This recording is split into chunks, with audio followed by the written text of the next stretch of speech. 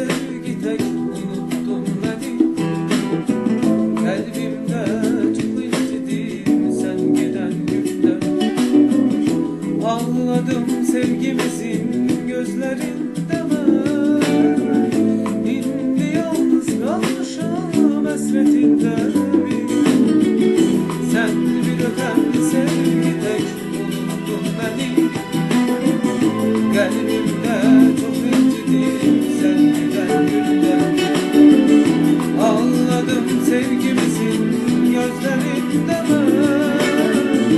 İndi yalnız kalmışım hasretinde bir. Her bir öten sevgi gözlerin seni. Her bir iten günlerde özledim seni. İndi dünyamda bile değişsemedim. Senden bil ki her gün her zaman seni. Her bir öten seherle gözledim seni. Her bir iten günlerde özledim seni. İndi dünyamda bile değişsemedim.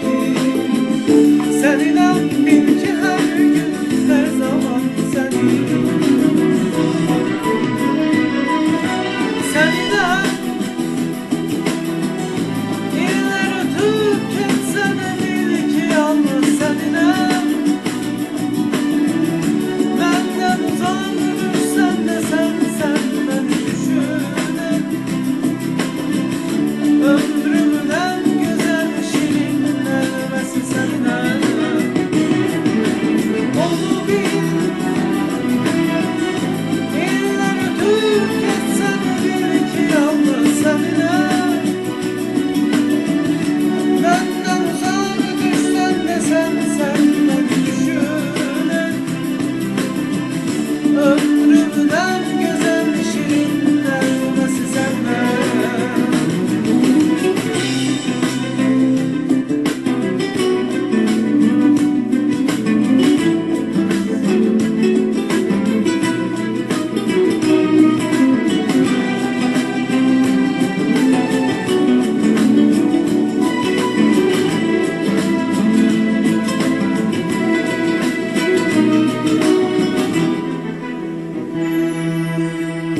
Sen ayrılıp gitsen de ömrümden bedel. O en güzel arzular sesleyir seni. Payızda ayrı düşen bir yarpak kimi. Soluram o sevgiden ayırma beni. Sen ayrılıp gitsen de ömrümden bedel. O en güzel arzular sesleyir seni. Payızda ayrı düşen bir yarpak kimi. Soluram o sevgiden ayırma beni. Her